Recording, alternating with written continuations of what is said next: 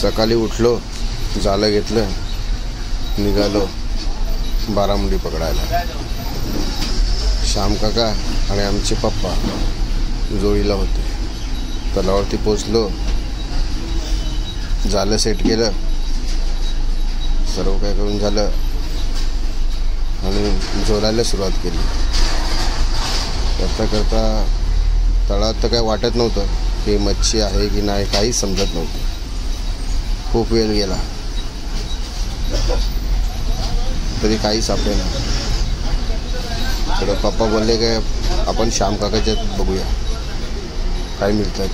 त्यात उतरलो, झोला घेतला. श्याम काका पण जोडीलाच होते.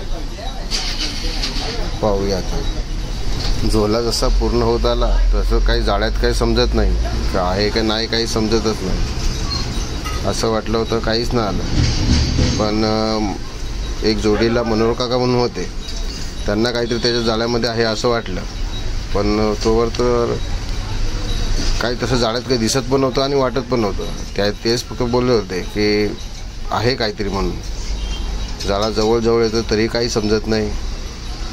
नंतर मात्र बघितलं तर 2 बारामुंड्या एकदम जबरदस्त बिग साईजच्या एकदम जबरदस्त आल्या होत्या आणि यांची तारांबळ उडली तिघांची पण. आता कसं काय करायचं, सर्व झाडं घेऊन मग डायरेक्ट जमिनीवरती आले सर्व घेऊन. खूप मोठ्या होत्या, काढताना ते भारी झालं आम्हाला सर्वांना.